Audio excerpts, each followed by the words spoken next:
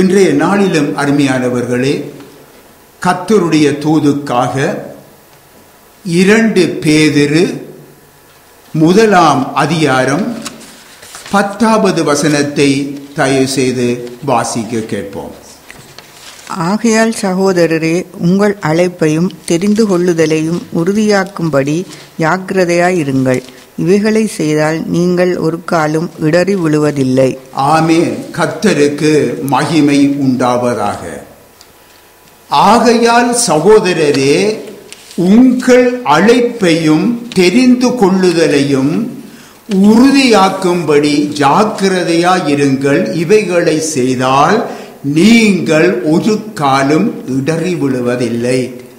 அருமையான கர்த்தருடைய பிள்ளைகளே, இந்த செய்தியானது மத்தேயு சுவிசேஷத்திலே 17 அதிகாரம் 1வது வசனத்தில், மார்க்கு சுவிசேஷம் 9 அதிகாரம் 2வது வசனத்திலே, லூக்கா சுவிசேஷம் 9 அதிகாரம் 28 வசனத்திலே ஆண்டவர் இயேசு சொல்லுகின்ற வார்த்தைகளை எங்களுக்கு மீண்டுமாக ஞாபகமூட்டுகிறது. ஆகவே பார்ப்போம். எப்படி என்றால், இங்கே மறுரூப மலையின் காட்சிகளை இங்கே நினைவுக்கு கொண்டு வருகின்றது. தேவனுடைய பிள்ளைகளாகிய உங்களுக்கு இந்த நிகழ்வுகள் தெரியும். நான் இதை விளங்கப்படுத்த வேண்டிய அவசியம் இல்லை. என்றாலும் இன்று தேவன் இதன் மூலமாக என்ன பேச விரும்புகிறார் என்பதே மிக முக்கியமானது. இந்த மறுரூப மலையின் காரியங்களை குறித்து நீங்கள் பலவிதமான தேவனுடைய வார்த்தைகளை, பிரசங்கங்களை நீங்கள் கேட்டிருப்பீர்கள். ஆனாலும் அருமையானவர்களே, இந்த வார்த்தை மூலம் தேவன் இன்றைக்கு நம்மோடு என்ன பேச விரும்புகிறார், இதுதான் முக்கியமானது. நம்முடைய ஆண்டவர் இயேசு, பேதுரு, யோவான், யாக்கோபு, இந்த மூவரையும் கூட்டிக் கொண்டு அவர் மலையிலே ஏறினார் என்று சொல்லி நாங்கள் வேதத்திலே பார்க்கிறோம். அங்கே இயேசு மறுரூபம் ஆகிறார். இந்த மறுரூபமாகும் இந்த அற்புதமான ஒரு காட்சியை இந்த சீசர்களும் காணுகிறார்கள். இந்த 3 சீசர்களும் பார்க்கிறார்கள். இது சீசருக்கு உண்மையிலேயே ஒரு பரலோக பரவசமான காட்சியாக அவர்களுக்கு இருந்தது. பரலோகத்திலே தான் நாங்கள் சீவிக்கிறோமோ என்ற ஒரு எண்ணம் அவர்களுக்குள்ளே வந்துவிட்டது. ஏன் தெரியுமா? மோசேயை காண்றாங்க, எலியாவை காண்றாங்க. மோசேயும் எலியாவும் இயேசுவுடனே கூட சம்பாஷிக்கிறதை இது ஒரு பரம காட்சியாக அவர்கள் காணுகிறார்கள். அவர்களால் அதை நினைத்து பார்க்க முடியாமல் இருக்கிறது. இப்போ மோசேயும் எலியாவும் இயேசுவோடு பேசிவிட்டு அவர்கள் மறைந்து விடுகிறார்கள். இப்பொழுது பேதுரு இயேசுவை நோக்கி சொல்லுறார், ஐயரே, நாம் இங்கேயே இருந்து விடுவோம். ஏன் கீழே போயிட்டு பிரச்சனை? நமக்கு மேலேயே இருந்து விடுவோம். அவ்வளோ ஒரு பரவசமான ஒரு நிலைமை. ஆகவே நமக்கு உமக்கு ஒரு கூடாரம், மோசேக்கு ஒரு கூடாரம், எலியாவுக்கு ஒரு கூடாரம், இந்த 3 கூடாரங்களை நாங்கள் அமைத்து கொண்டு இங்கேயே இருந்து விடுவோம் என்று வேதம் சொல்லுகிறேன்னு தெரியுமா? பேதுரு என்ன சொல்லுறன்னு தெரியாமலே அவர் அங்கே பேசுகிறாராம் என்று எழுதப்பட்டிருக்கிறது. அருமையான கர்த்தருடைய பிள்ளைகளே, கவனியுங்க. பேதுருவை கர்த்தர் அழைத்த பொழுது என்ன சொல்லி அழைத்தார்? சொல்லுவீங்களா? என்ன சொல்லி அழைத்தார்? என்ன சொல்லி அழைத்தார்? என்னை பின்பற்றி வா, உன்னை மனுஷரை பிடிக்கிறவன் ஆக்குவேன் என்றுதானே சொல்லி அழைத்தார். இப்ப பாருங்க, ஆனால் பேதுருவோ இப்ப அதை மறந்துட்டார். மலையில பரவசமான ஒரு காட்சியை கண்டவுடனே தன்னுடைய அழைப்பையே அவர் மறந்து விட்டார். அவர் அங்கேயே இருக்க தீர்மானித்து விட்டார்.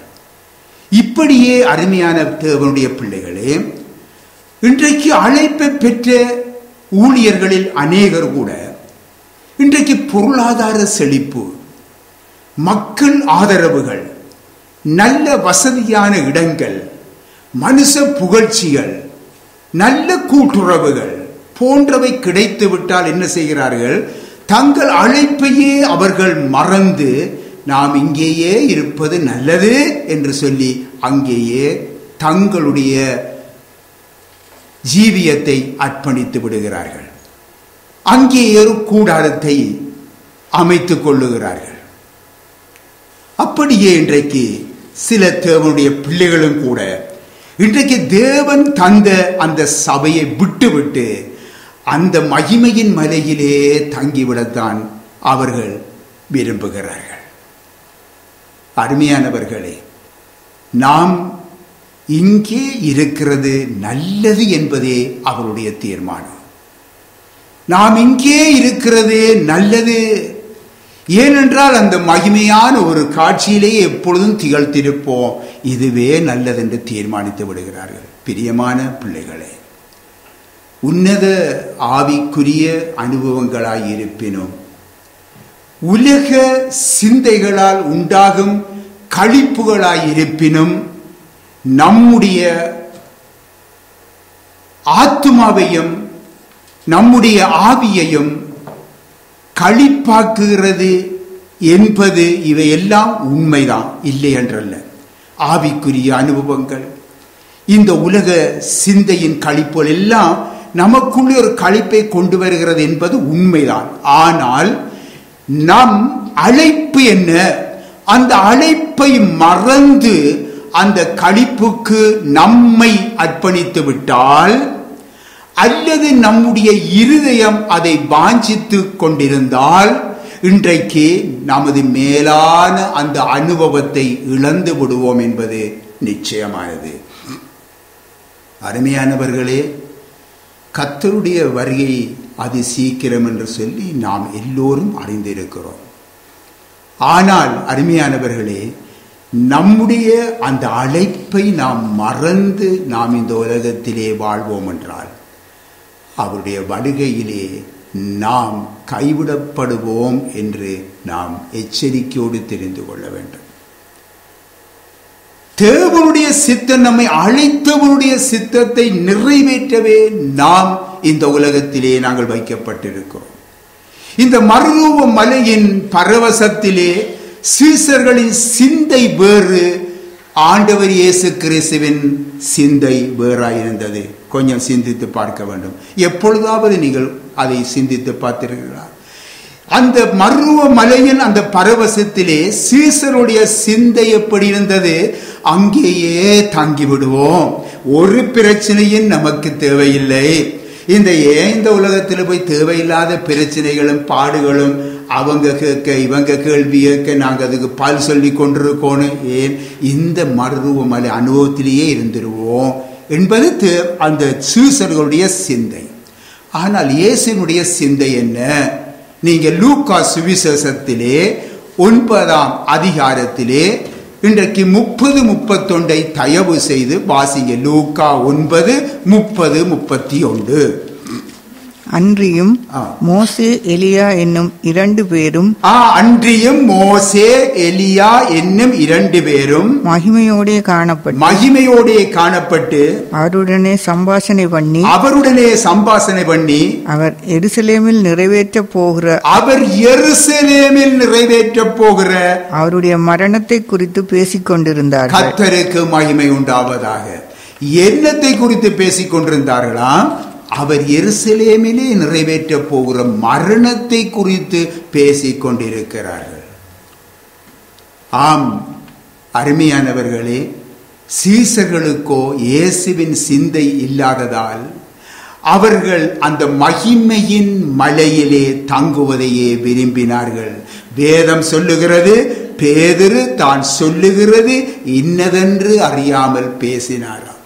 இப்படித்தான் அருமையானவர்களே, மகிமையின் மலையில் இங்கே தங்கி இருப்பவர்கள் தாங்கள் என்ன பேசுகிறோம் என்று அறியாமல் ஏதோவெல்லாம் பேசிக்கொண்டே இருப்பார்கள். தேவனுடைய பிள்ளைகளே, இயேசுவின் ஜெப நேரம், அவருடைய முக ரூபம் எப்படி இருந்ததாம்? மலையிலே சூரியனை போல பிரகாசித்து கொண்டிருந்ததாம். அவருடைய வஸ்திரம் அப்படி வெண்மையாகவே போய்விட்டதாம். இந்த வேளையிலே பாடுகள், மரணங்களை குறித்து பேச வேண்டுமா? சிந்தித்து பாருங்க. இப்படித்தான் பொதுவாக நினைப்பார்கள். இப்படி ஒரு நேரத்தில் இப்படியான ஒரு காரியத்தை பேசிக்கொண்டிருக்கிறாங்களே என்று சொல்லி. ஆம் தேவனுடைய பிள்ளைகளே, நம்முடைய ஆண்டவர் தாம் எதற்காக வந்தாரோ, எந்த நோக்கத்துக்காக வந்தாரோ, அந்த நோக்கம் அவர் கண் முன்னே எப்பொழுதும் இருந்தது. எது? தான் பாடுபட வேண்டும், தான் பாடுபட வேண்டும், தான் எவ்விதமாக தான் சிலுவையிலே மரணத்தை பெற வேண்டும், இதையெல்லாம் அவருடைய கண் முன்பாக இருந்தது. ஆகவே எந்த பரவசமான எந்த சூழ்நிலையிலும் அவர் அந்த கண் முன்பாக தன்னுடைய காரியத்தை அவர் எப்பொழுதும் நினைத்து கொண்டிருந்தார். இந்த நேரத்தில் இருந்து, இந்த சூழ்நிலையில் இருந்து, இந்த நினைவுகளில் இருந்து அவரை சிறிதளவேனும் அவர் விலகவே இல்லை. அருமையானவர்கள், நாம் சிந்திக்க வேண்டும். அருமையானவர்களே, இன்றைக்கு பாருங்க, நாம் ஊழியத்தை செய்வோம்.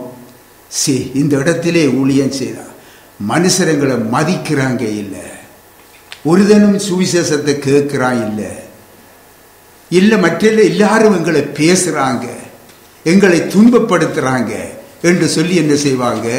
வசதியான இடத்தை நோக்கி பார்த்து அங்கே போய் என்ன செய்வார்கள்? தங்களுடைய ஊழியத்தை செய்து சபையை அங்கே நடத்தி கொண்டு இருப்பார்கள். என்ன தெரியுமா? அவர்கள் தங்களுடைய அழைப்பை மறந்து விட்டார்கள். ஆண்டவர் இயேசுவை பாருங்கள், தான் இந்த உலகத்துக்கு வந்தது தான் பாடுபட என்பதை அவர் எப்பொழுதும் தன் கண் முன்பாக வைத்திருந்தார். அருமையானவர்களே, கொஞ்சம் சிந்தித்து பாருங்க. அவர் மரணமடைய வேண்டிய அந்த நாள் நெருங்கிய பொழுது கூட வேதம் சொல்லுகிறது, அருமையானவர்களே, இங்கே சொல்லுகிறது வேதம், அவர் எருசலேமுக்கு போக தமது முகத்தை திருப்பினார் என்று சொல்லப்படுகிறது. பின்னாகவே மரணமடைய வேண்டிய அந்த நாள் நெருங்கிய பொழுது அவர் எருசலேமுக்கு போக தன்னுடைய முகத்தை திருப்பினார். கர்த்தருக்கு மகிமை உண்டாவதாக. எந்த நேரமும் அவர் ஆயத்தமாயிருந்தார். அருமையானவர்களே, அருமையான கர்த்தருடைய பிள்ளைகளே, ஒரு காரியம் நமக்கு ஞாபகம் வருகிறது. என்னென்றால், இந்த இடத்திலே ஆண்டவர் ஊழியத்தை தந்து ஊழியத்தை செய்து கொண்டிருக்கிற வேளையிலே, கடந்த நாட்களிலே, கடந்த காலத்திலே இந்த பிள்ளைகள் எங்களோடு சேர்ந்து நன்றாக ஒத்துழைத்து இந்த ஊழியங்களுக்கு வருவார்கள். அப்பொழுது இந்த பட்டணத்திலே, இந்த வீதியிலே, இந்த கடத்தெரு பக்கங்களில் எல்லாம் ஒவ்வொருவராக நின்று நோட்டீஸ்களை கொடுத்து கொண்டிருப்போம், பானப்புகளிலே கொடுத்து கொண்டிருப்போம். அப்பொழுது அருமையானவர்களே, இந்த பட்டணத்திலே வாழுகிற எத்தனையோ மக்கள், சகோதரர்கள் சகோதரிகள் கூட, இதுதானா உங்களுக்கு வேலை என்று சொல்லி கேட்டு போட்டு போனவர்களும் உண்டு. சில பேர் எங்களுக்கு முன்பாக வந்து காரி துப்பி போட்டு போனவர்களும் உண்டு. அருமையானவர்களே, அந்த வேளையிலே நம்மோடு வந்த பிள்ளைகள் சொல்லுவார்கள், பாஸ்டர், இவங்கள்ட்ட எல்லாம் நாம் அடி வாங்கியா வேணும், பொல்லை கொடுத்து அடி வாங்கியா வேணும், நாம் விட்டுட்டு நாம் வேறு இடத்துல போயிருந்து ஊழியத்தை செய்வோம் பாஸ்டர் என்று சொல்லுவார்கள். அப்பொழுது கூட அவர்களுக்கு சில காரியங்களை சொல்லி அவர்களுக்கு சத்தியத்தை வெளிப்படுத்தி அவர்களை பலப்படுத்தியது உண்டு. அதனால்தான் இன்றைக்கு அருமையானவர்களே, அந்த பிள்ளைகளுடைய நாளிலும் இன்றைக்கு இந்த நாட்டிலே அவர்கள் இருக்க வசதி இல்லாவிட்டாலும் அவர்கள் பரிசுக்கு போயிட்டு அங்கே அவர்கள் தங்களுடைய ஊழியத்தை அவர்கள் செய்து கொண்டிருக்கிறார்கள். கர்த்தருக்கு மகிமை உண்டாவதாக. அருமையான கர்த்தருடைய பிள்ளைகளே, இன்றைக்கு பாருங்க, ஆண்டவர் இயேசு எப்பொழுதும் தன்னுடைய பாடுகளை தன் கண் முன்பாக வைத்திருந்தார். அவரது நோக்கத்தில் இருந்து எந்த சூழ்நிலையும் கூட அவரை சூழ்நிலையும் கூட அல்லது வேறு யாரும் கூட அவரை தடுக்க முடியவில்லை. அருமையானவர்கள், பிரியமான பிள்ளைகளே, நீங்கள் அவரை பின்பற்றுகிறவர்கள், அவரை பின்பற்றுகிற நீங்கள் அவரை பின்பற்றுகிறவர்களான படியினாலே அவருடைய அடிச்சுவடுகளிலே நடக்க வேண்டும் என்றுதான் கர்த்தர் விரும்புகிறார்.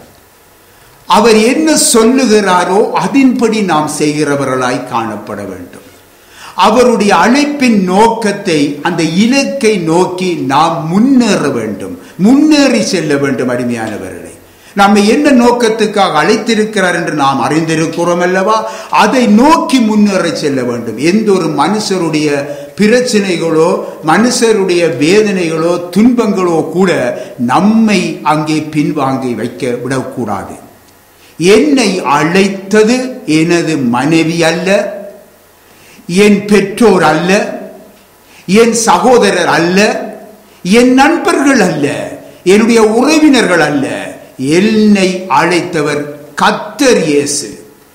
இவ்விதமாக ஒவ்வொருவரும் அருமையானவர்களே உங்களுடைய அழைப்பை குறித்து உறுதியாக இருக்க வேண்டும். கர்த்தர் இயேசு என்னை அழைத்தவர். ஆகவே இயேசு அவருடைய நோக்கமே நம்முடைய இலக்கு. அருமையானவர்களே கவனியுங்க, ஸ்திரியே உனக்கும் எனக்கும் என்ன என்று தன்னுடைய தாயை பார்த்து கேட்டார் அல்லவா நம்முடைய ஆண்டவர் இயேசு. கொஞ்சம் சிந்தித்து பாருங்கள். ஆகவே ஒவ்வொரு தேவனுடைய பிள்ளைகளுக்கும், ஒவ்வொரு தேவனுடைய பிள்ளைகளும் சரி, நாங்கள் மார்க்கம் தப்பி அழிகிற நட்சத்திரங்களாய் இருக்கக்கூடாது. அப்படித்தான் நாங்கள் வேதத்திலே நாங்கள் பார்க்கிறோம். அங்கே மார்க்கம் தப்பி நடக்கிற நட்சத்திரமாய் இருக்கக்கூடாது, அன்பின் விருந்தின் கரைகளாய் இருக்கக்கூடாது, தங்களை தாங்களே மேய்த்து கொள்ளுவர்களாயும் இருக்கக்கூடாது. இதை யூதாவிலே நீங்கள் 12வது 13வது வசனத்திலே நீங்கள் காண முடியும். வாசித்து பாருங்கள். பின்னாகவே அழைக்கப்பட்ட ஒவ்வொருவரும் நாம் எங்கே சென்று கொண்டிருக்கிறோம்? பரலோகத்துக்கு சென்று கொண்டிருக்கிறோம். அதை நாம் மறந்துவிடக்கூடாது. நம்முடைய ஒவ்வொரு அடியும் நாம் பரலோகத்தை நோக்கி நடக்கிறவர்களாக இருக்க வேண்டும். அந்த சிந்தையுடையவர்களாக இருக்க வேண்டும். அருமையானவர்களே, அவனுடைய கண்கள் பரலோகத்தில் இருக்கிற அந்த பிதாவினுடைய வலது பாரசத்திலே வீற்றிருக்கிற ஆண்டவர் இயேசு கிறிஸ்துவை நோக்கி இருக்க வேண்டும். அருமையானவர்களே, இதைத்தான் நாம் புரிந்து கொள்ள வேண்டும்.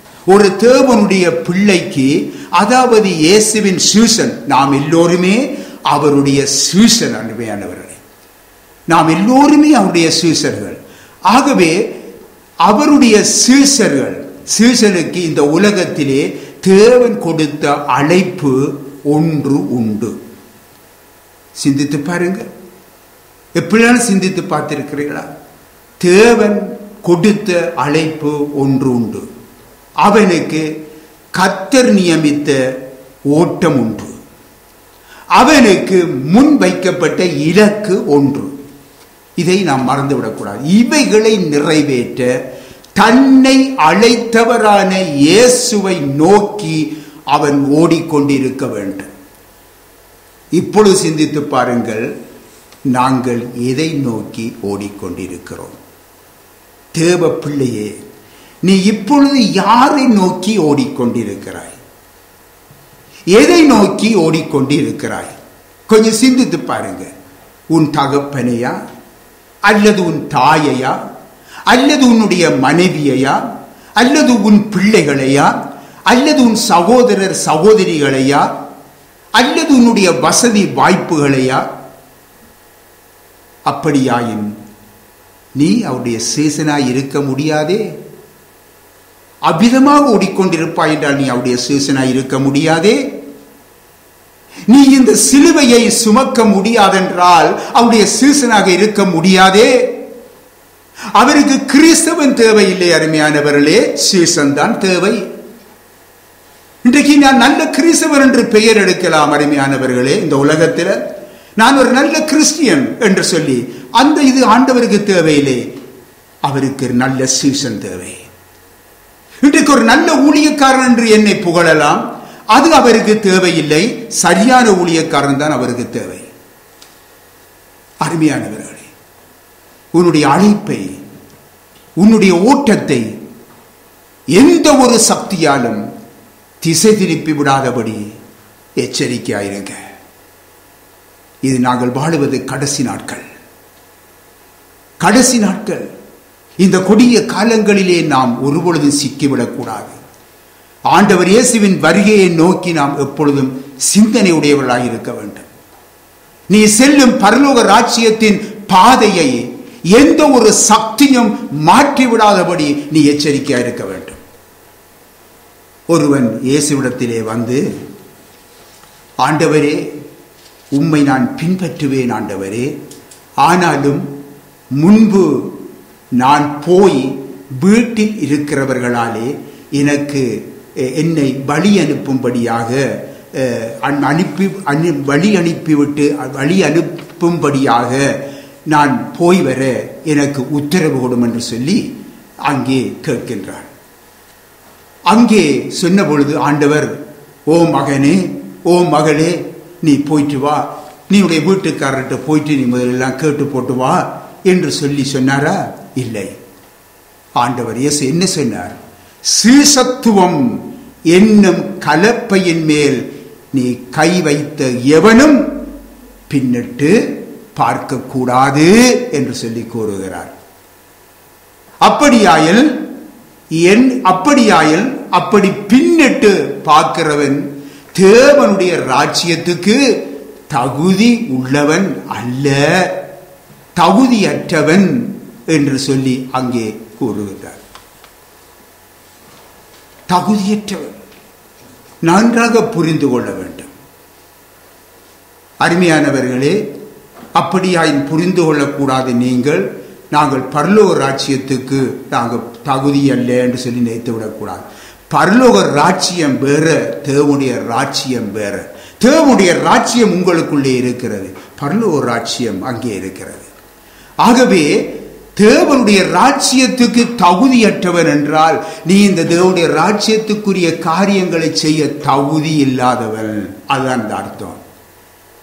சீசத்துவத்துக்கு தடை உண்டாக்கும் பொதுவான 3 விடயங்கள் என்ன தெரியுமா? நன்றாக விளங்கிக் கொள்ளுங்க. நம்முடைய சீசத்துவத்துக்கு தடை உண்டாக்குகிற பொதுவான 3 விடயங்களை சொல்லுகிறேன். 1, பொருள் வசதி. 2, தொழில் உலக சந்தோஷத்தை அனுபவித்தல். 3வது, குடும்ப நட்பும் பாசமும். இதை நீங்கள் ஆழமாக சிந்தித்து பாருங்கள். இதை நீங்கள் சிந்தித்து பார்க்க வேண்டும். இவை அனைத்தும் 2ஆம் இடத்துக்கு தள்ளப்பட வேண்டும் அருமையானவர்களே. 2ஆம் இடத்துக்கு தள்ளப்பட வேண்டும். யோவான் சுவிசேஷம் 12ஆம் அதிகாரம் 26வது வசனத்தை தயவு செய்து வாசிங்க. ஒருவன் எனக்கு ஊழியம் செய்கின்றவனானால் என்னை பின்பற்ற கடவன். நான் எங்கே இருக்கிறேனோ அங்கே என் ஊழியக்காரனும் இருப்பான். ஒருவன் எனக்கு ஊழியம் செய்தால் அவனை பிதாவானவர் கனம் பண்ணுவார். கர்த்தருக்கு மகிமை உண்டாவதாக. இயேசுவுக்கு ஊழியம் செய்கிறவன் அவரை பின்பற்ற வேண்டும். அவனை பிதாவானவர் கனம் பண்ணுவார் என்று சொல்லுகிறார். அருமையான கர்த்தருடைய பிள்ளைகளே, ஆண்டவர் இயேசு கிறிஸ்துவுக்கு ஊழியம் செய்யவே நாம் எல்லோரும் தேவனுடைய பிள்ளைகளாகிய ஒவ்வொருவரும் அவருடைய சீசர்கள் எல்லாரும் அழைக்கப்பட்டிருக்கிறோம். நான் உங்களுக்கு பல தடவைகள் சொல்லுவதுண்டு. இன்றைக்கு நான் முன்னுக்கு நின்று உங்களுக்கு பிரசங்கம் பண்ணுகிறேன் அல்லவா? ஆகவே நான் தான் ஊழியக்காரன் என்று நீங்கள் நினைத்து விடுகிறீர்கள். இல்லை, இந்த ஊழியத்தின் ஒரு பகுதியை நாம் செய்கின்றோம். ஆனால் தேவனால் அழைக்கப்பட்ட ஒவ்வொரு தேவனுடைய பிள்ளைகளும் தேவனுடைய ஊழியக்காரர் என்பதை மறந்துவிடக்கூடாது. இதை உங்களுக்கு பல தடவைகள் நினைவூட்டுவது உண்டு. ஆகவே அருமையானவர்களே, உங்களுக்கு இன்னமாக நாம் விளக்கமாக சொல்லுவதாயிருந்தால், ஒரு குடும்பத்திலே பாருங்க, இன்றைக்கு 5 பிள்ளைகள் இருக்கிறார்கள். அந்த 5 பிள்ளைகளும் இருக்கும் பொழுது அந்த 5 பிள்ளைகளும் பாருங்க, ஒருவர் ஒரு தொழில் செய்வார், இன்னொருவர் இன்னொரு தொழில் செய்வார், இன்னொருவர் எல்லாரையும் விட மேலான ஒரு தொழில் செய்வார், ஒருவர் இன்னொரு படியாதவராக அவர் இருப்பார். ஆனாலும் இன்றைக்கு பாருங்க, தகப்பனோடு இருந்து அவர்கள் எல்லாரும் மேசையிலே உணவருந்த செல்லும் பொழுது தகுதி உள்ளவனை பார்த்து, இவர் டாக்டர் அல்லவா, நீ வந்து இரு மகனே என்று சொல்லி அவனை மட்டும் இருத்தி வைப்பாரா? இல்லை. அத்தனை தன்னுடைய பிள்ளைகள் அத்தனை பேரையும் அவர் அங்கே அந்த இடத்திலே இருத்தி வைத்து உணவு அருந்துவார். நன்றாக புரிந்து கொள்ளுங்க. அதே நேரத்திலே இங்கே முதலாவது மூத்தவன் ஒரு படியாதவனாயிருக்கலாம், இளையவன் அவன் ஒரு படித்து ஒரு டாக்டரோ ஒரு இன்ஜினியராகவோ அல்லது மேலான ஒரு பதவியில் உள்ளவனாக இருக்கலாம் என்று வைத்துக் கொள்ளுவோம். அப்பொழுது அந்த இடத்திலே இருக்கிற அந்த மூத்தவன் என்ன சொல்லுவான்? அந்த கடைசி பொடியை பார்த்து சொல்லுவான், டாக்டரே இங்க வாங்க, இந்த மேசையை ஆயத்தப்படுத்துங்கண்டா சொல்லுவார்? இல்ல, இங்க வாடா, வந்து இந்த மேசையை ஆயத்தப்படுத்துன்னு சொல்லுவார். பார்த்தீங்களா? இதுதான் தேவனுடைய குடும்பம். தேவனுடைய குடும்பம் நன்றாக புரிந்து கொள்ள வேண்டும். அவர்தான் நம்முடைய தகப்பன். அருமையானவர்களே, பரம தகப்பன். நாம் எல்லோருமே அவருடைய பிள்ளைகள், அவரால் அழைக்கப்பட்டவர்கள், அவருடைய சீசர்கள். அவர்கள் எல்லோருமே அவருக்கு ஊழியம் செய்ய அழைக்கப்பட்டவர்கள். இதிலே எந்த ஒரு ஏற்றத்தாழ்வும் இல்லை. அருமையானவர்களே, புரிந்து கொள்ள வேண்டும் நீங்கள். ஆகவே நான் எங்கே இருக்கிறேனோ அங்கே என் ஊழியக்காரனும் இருப்பான் என்று ஆண்டவர் இயேசு சொல்லுகிறார். பின் ஆகவே ஆண்டவர் இயேசு எங்கே இருக்கிறாரோ அங்கே அவருடைய ஊழியக்காரர் எல்லோரும் இருப்பார்கள். இதன் விளக்கம் என்ன? அப்போஸ்தலர் நடபடிகள் 2ஆம் அதிகாரத்திலே நீங்கள் பாருங்கள், 47வது வசனத்திலே பார்க்கிறோம். ரட்சிக்கப்பட்ட நம்மை அவர் என்ன செய்கிறார்? சபையிலே சேர்க்கிறார். பின்ன அங்கே அவரும் இருப்பார். அங்கே இருந்துதான் அவருக்கு ஊழியம் செய்ய வேண்டும். ஆகவே சபை என்பது முக்கியம். ஆகவே சபையிலே தேவன் கொண்டு வந்து நம்மை சபையிலே தான் சேர்க்கிறார். நம்மை ரட்சித்து விட்டு நடுரோட்டிலே அவர் நிலை விட்டுவிடவில்லை, கைவிட்டு விடவில்லை. உடனடியாக தன்னுடைய சபையிலே சேர்க்கிறார். ஆகவே அந்த இடத்திலே இருந்து நமக்கு தேவன் நம்மோடு பேசுகிறார். அந்த இடத்திலே இருந்து நமக்கு ஊழியத்தை செய்யறதுக்கு நமக்கு அனுமதி தந்திருக்கிறார். ஆகவே இதுவே அவர் அழைத்த அழைப்பு. அந்த அழைப்பின்படி நாம் நடக்க வேண்டும். எனக்கு அருமையான கர்த்தருடைய பிள்ளைகளே, உபாகமம் 12ஆம் அதிகாரத்திலே 13ஆம் வசனத்தை தயவு செய்து வாசியுங்க. கண்ட இடமெல்லாம் நீ உன் சர்வாங்க தகன பலிகளை இடாதபடி எச்சரிக்கையாயிரு. கண்ட இடமெல்லாம் நீ உன் சர்வாங்க தகன பலிகளை செலுத்தக்கூடாது. உபாகமம் 12:13 நாங்கள் பார்க்கிறோம். மோசே இருக்கின்றது. ஆகவே அருமையானவர்களே, கர்த்தர் பாருங்கள் நம்மை சபையிலே சேர்க்க. பாருங்க, சில பேர் சபை இல்லாமலே திரிவாங்க. என்னன்னு கேட்டா தனி ஊழியம் என்று சொல்லுவாங்க. என்ன செய்யறீங்க? நாங்க சுவிசேஷம் செய்கிறோம், ஊழியம் செய்கிறோம், தனி ஊழியம். நாங்க போதகராக இருக்கிறோம், தனி ஊழியம். நான் தீர்க்கரிசியா இருக்கிறோம், நாங்க தனி ஊழியம் என்று சொல்லுவார்கள். அப்படி வேதத்திலே எங்குமே ஆண்டவர் அழைக்க இல்லையே. சிந்தித்து பாருங்க, தம்மை அழைக்க இல்லையே. கண்ட இடமெல்லாம் நீ உன் சர்வாங்க தகன பலிகளை நீ செலுத்தக்கூடாது. கர்த்தர் உன்னை எங்கே சேர்த்தாரோ அங்கே உன் தகன பலிகளை செலுத்து. உனக்கு எங்கே சேர்த்தார்? சபையிலே சேர்க்கிறார். உனக்கு கற்பிக்கிற அனைத்தையும் சபையிலே இருந்துதான் கர்த்தர் கற்பிக்கிறார். சபை விட்டு வேறு இடத்திலே இல்லை. இன்றைக்கு தனி ஊழியம் என்று தனி ஊழியக்காரர் என்று தெரிகிறார்கள். அதுதான் அருமையானவர்களே, தனி ஊழியம் செய்கிற எந்த ஒரு சுவிசேஷகனோ நான் தனி ஊழியம் செய்கிறேன் என்று சொல்லி ஒரு தீர்க்கதரிசியோ என்று சொல்லி டெலிஃபோன் பண்ணி சொன்னால் நான் சொல்லி போடுவேன், இல்லை இங்கே இடமில்லை என்று சொல்லி போடுவேன். சபை இல்லாமல் ஒருவன் தேவனோடு இருக்க முடியாத. ஆண்டவர் இன்னும் ஆழமான சத்தியம் உண்டு, அதை உங்களுக்கு சொல்ல இப்ப இதுக்குரிய டைம் இல்லை. சபை இல்லாமல், அருமையானவர்களே, சபை இல்லை என்றால் அவன் இயேசு கிறிஸ்து அவனுக்கு எந்த தொடர்பும் இல்லை. அவன் ஊழியம் தான் செய்கிறான். இயேசுவை பகைக்கையிலே இயேசுவை நேசிக்கிறான் தான், உண்மைதான், அதில் எந்த மறுப்பும் இல்லை. ஆனால் இயேசுவுக்கும் அவனுக்கும் தொடர்பில்லை. ஒரு நாள் அவர் சொல்லுவார், உன்னை எனக்கு தெரியாது. மல்கியா 1 அதிகாரம் 6வது வருஷத்தை வாசிங்க தயவு செய்து. மல்கியா 1 அதிகாரம் 6. குமாரன் தன் பிதாவையும் ஊழியக்காரன் தன் எஜமானையும் கனம் பண்ணுகின்றார்களே. நான் பிதாவானால் என் கனம் எங்கே? நான் எஜமானானால் எனக்கு பயப்படும் பயம் எங்கே என்று சேனைகளின் கர்த்தர் தமது நாமத்தை அசட்டை பண்ணுகிற ஆசாரியர்களாகிய உங்களை கேட்கிறார். ஆசாரியர் தன்னை அசட்டை பண்ணுகிற ஆசாரியர்களாகிய உங்களை பார்த்து கேட்கிறார். அருமையானவர்களே, ஆசாரியர் என்றால் பாருங்க, இப்படிதான் நீ அநேக காரியங்களை நீங்கள் அறிந்து கொள்ளும். ஆசாரியர் யார்? ஆசாரியர் என்று நீங்கள் நினைக்கிறோம் என்ன தெரியுமா? பாஸ்டர் அல்லது ஏதோ ஒரு முக்கியமான ஒரு ஊழியக்காரன், சபையில் இருக்க ஊழியக்காரன் தான் ஆசாரியர் என்று நினைக்கிறோம். அல்ல, தேவனால தெரிந்து கொள்ளப்பட்ட ஒவ்வொரு பிள்ளைகளும், தேவனால் அழைக்கப்பட்ட ஒவ்வொரு பிள்ளைகளும் அவருடைய ஆசாரியர்களாய் இருக்கிறீங்க. நீங்கள் எல்லோரும், நாம் எல்லோருமே அருமையானவர்களே அவருடைய பார்வையிலே ஆசாரியர்கள். ஆகவே நான் பிதாவானால் என் கனம் எங்கே என்று கேட்கிறார். இன்றைக்கு நீங்க வேலை செய்கிற இடத்திலே பாருங்க, உங்களுடைய எஜமானுக்கு அவர் சொல்றதை நீங்க நிச்சயமாக செய்வீங்க, அவருக்குரிய கனம் கொடுப்பீங்க, அவரை கனப்படுத்துவீங்க. ஏன்? அவன் உங்களுடைய எஜமான். பின்ன ஆண்டவர் சொல்லுகிறார், நான் பிதாவானால் என் கனம் எங்கே? நான் உனக்கு எஜமானானால் நீ எனக்கு பயப்படும் பயம் எங்கே என்று சொல்லி கேட்கிறார். பின்னாகவே தேவனுக்கு பயப்பட்டு நாங்கள் நடக்கிறவர்களாய் காணப்பட வேண்டும். ஏனென்றால் அவர்தான் நம்முடைய பிதா, அவர்தான் நம்முடைய எஜமான். ஆகவே சேனைகளின் கர்த்தர் சொல்லுகிறார், நாம் அதை அசட்டை பண்ணி நடக்கிற ஆசாரியராக நாம் ஒருபொழுதும் இருக்கக்கூடாது. இன்று பாருங்கள், சிலர் தங்கள் உதடுகளினாலே, இன்றைக்கு தங்கள் வாயினாலே அவரை கனம் பண்ணுகிறார்கள். அவர்களுடைய இருதயமோ அவருக்கு தூரமாய் இருக்கிறது என்று சொல்லி ஆண்டவர் இயேசு மத்தேயு சுவிசேஷம் 15ஆம் அதிகாரத்திலே 8வது வசனத்திலே வேதனையோடு சொல்லுகிற காரியத்தை நீ வாசித்து பாருங்க. இன்றைக்கு தங்கள் உதடுகளினாலே கனம் பண்ணுகிறார்கள், தங்கள் உதடுகளினாலே வாயினாலே கனம் பண்ணுகிறார்கள். அவருடைய இருதயமோ எனக்கு தூரமாயிருக்கிறது.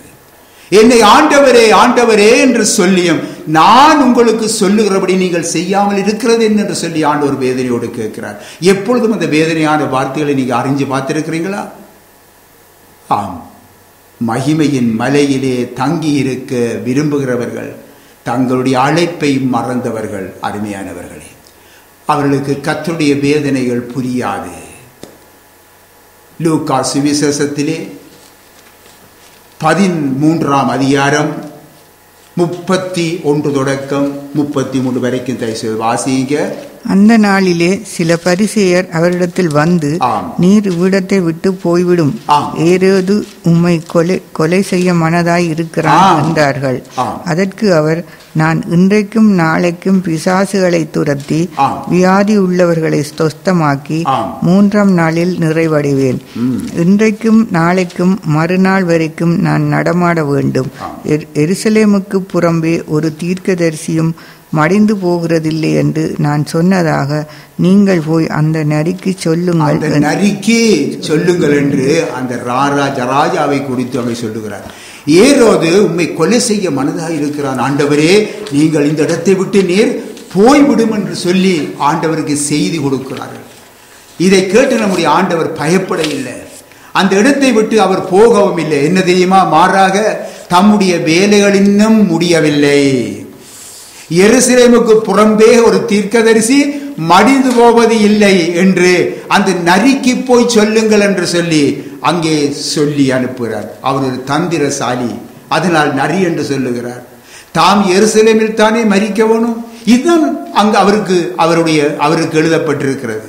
தான் எருசலேமில் தான் மரிக்கும், சிலுவையிலே அறையப்பட்டு கொல்லப்பட வேண்டும் என்ற அந்த பிதாவினுடைய அந்த திட்டத்திலே அவர் மிகவும் உறுதியாயிருந்தார். ஆகவே தன்னை வேற எந்த இடத்திலும் எவனும் எந்த ராஜாவும் தன்னை கொல்ல முடியாது. பார்த்தீங்களா?